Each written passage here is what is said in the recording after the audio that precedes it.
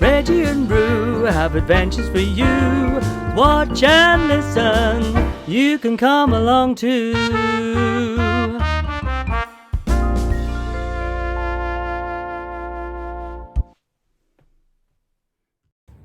Hi again, how are you today?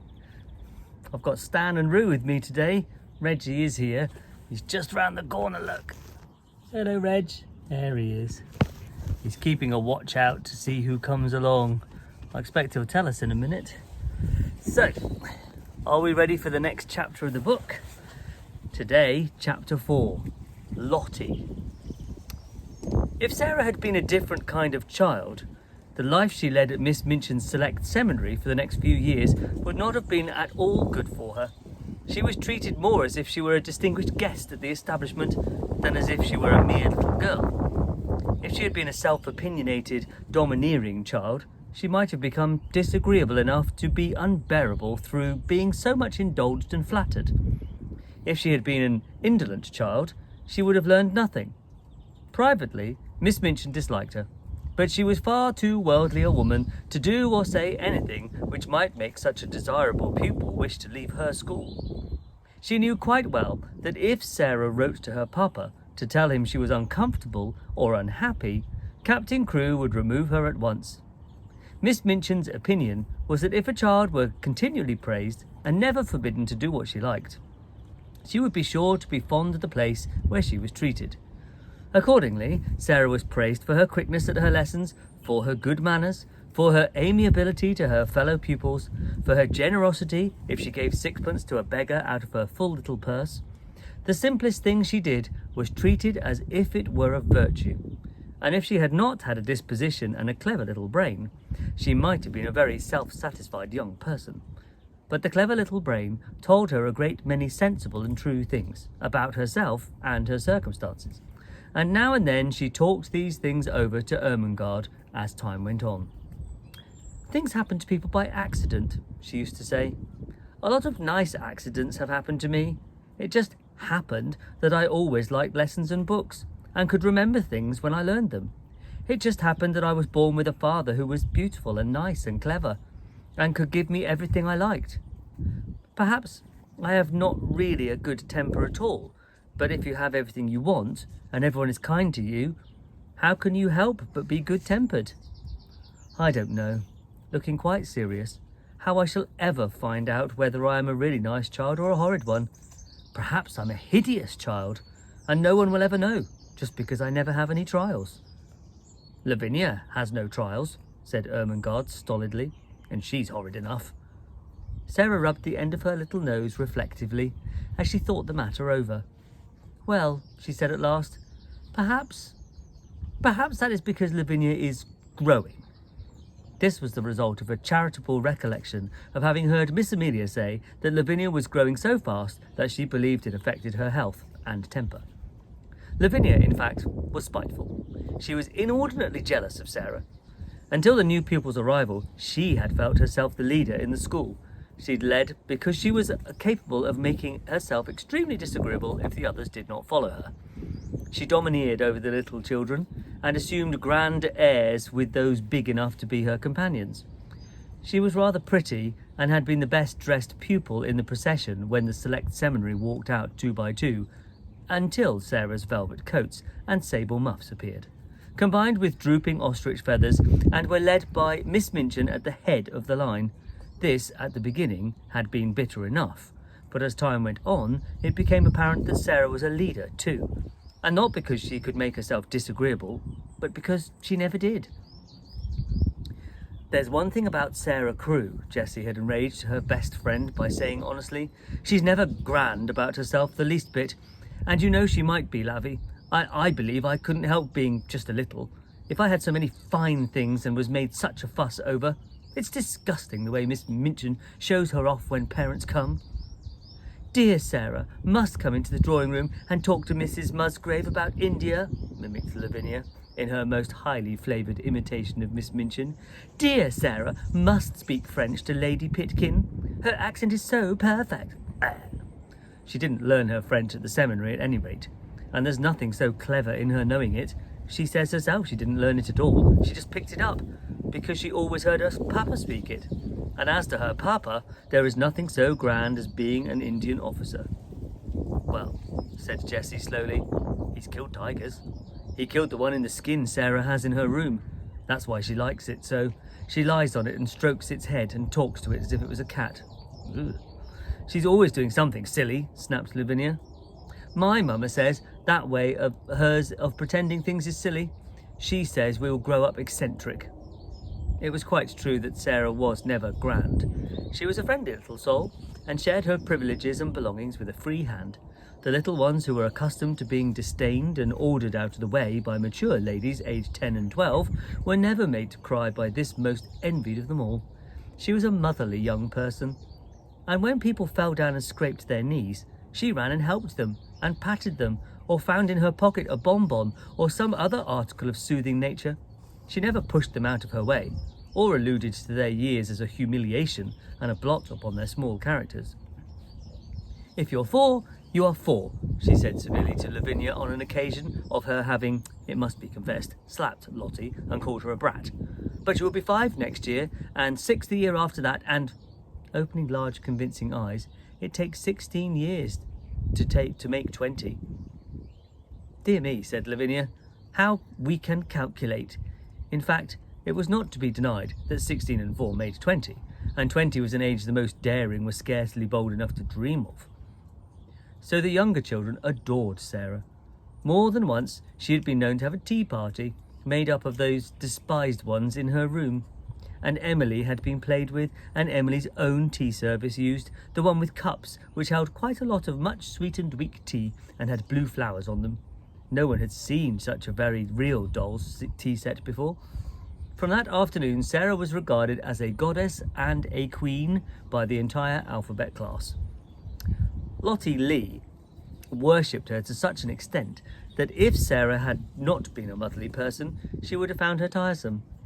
Lottie had been sent to school by a rather flighty young papa who could not imagine what else to do with her. Her young mother had died, and as the child had been treated like a favourite doll or a very spoiled pet monkey or lapdog, hello, Reg, ever since the first hour of her life, she was a very appalling little creature. When she wanted anything or did not want anything, she wept and howled. And as she always wanted the things she could not have, and did not want the things that were best for her, her shrill little voice was usually to be heard uplifted in wails in one part of the house or another.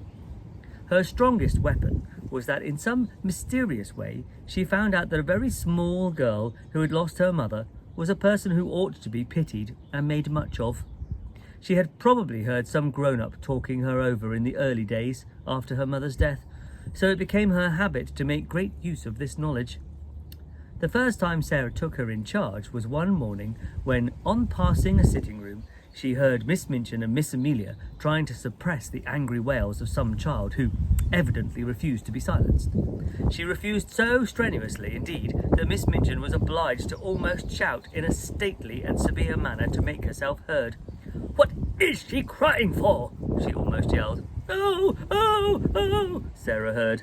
"I haven't got my mama."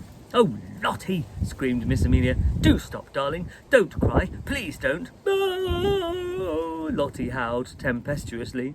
"Haven't got any mama." "She ought to be whipped," Miss Minchin proclaimed. "You shall be whipped, you naughty child." Lottie wailed more loudly than ever. Miss Amelia began to cry. Miss Minchin's voice rose until it almost thundered. Then suddenly she sprang up from her chair in impotent indignation and flounced out of the room, leaving Miss Amelia to arrange the matter. Sarah had paused in the hall, wondering if she ought to go into the room, because she had recently begun a friendly acquaintance with Lottie and might be able to quiet her. When Miss Minchin came out and saw her, she looked rather annoyed. She realised that her voice, as heard from the inside the room, could not have sounded either dignified or amiable. "Oh, Sarah," she exclaimed, endeavouring to produce a suitable smile. "I stopped," explained Sarah, "because I knew it was Lottie, and I thought perhaps, just perhaps, I could make her quiet. May I try, Miss Minchin?" "If you can, you are a clever child," answered Miss Minchin, drawing in her mouth sharply.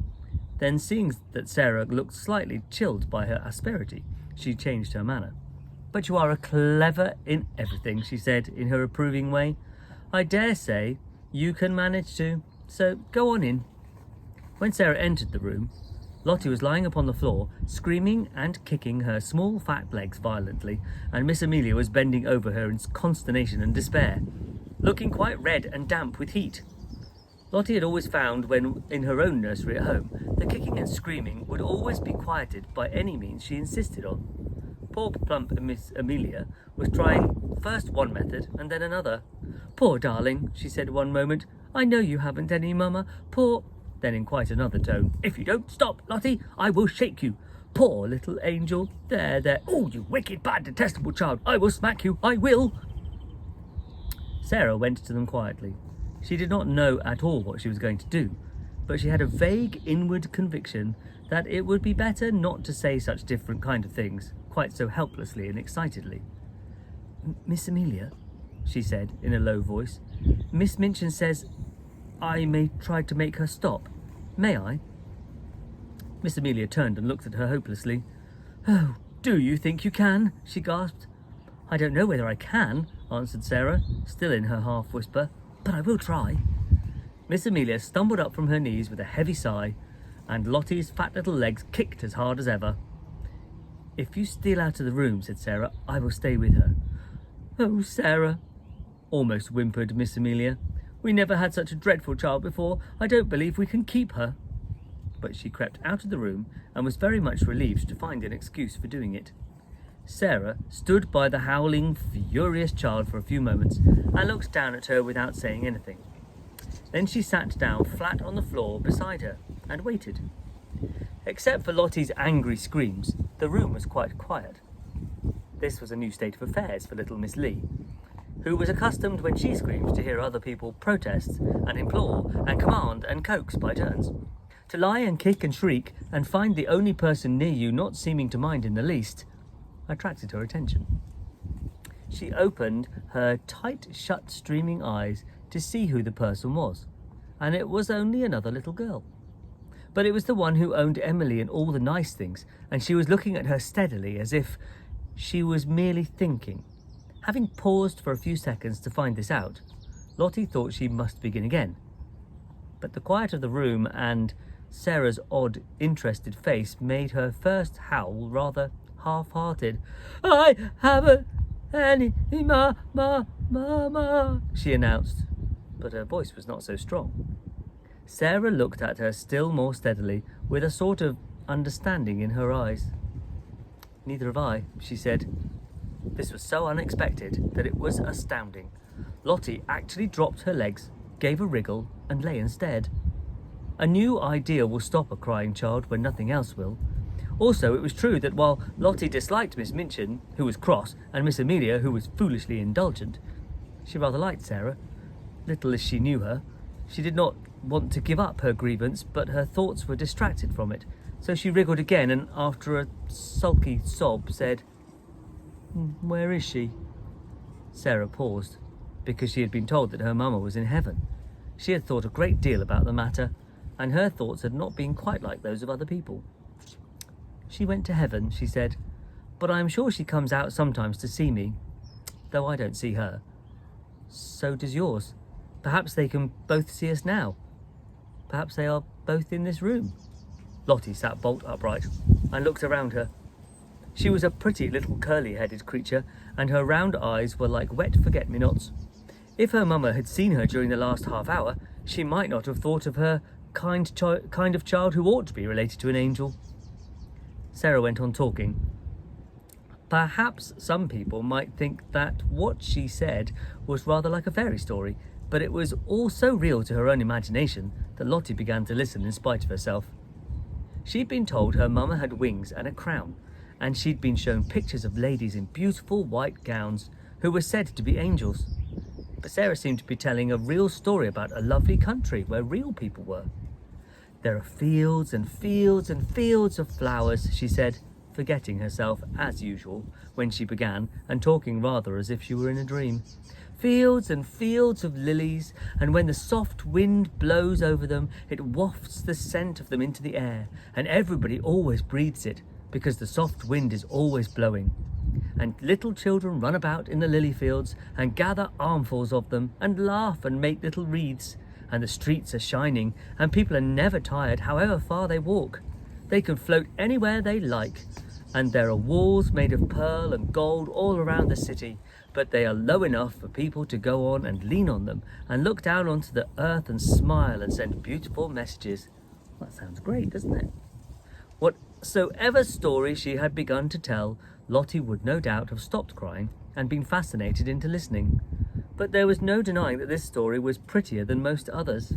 She dragged herself close to Sarah and drank in every word until the end came, far too soon. When it did come, she was so sorry that she put up her lip ominously. "I want to go there," she cried.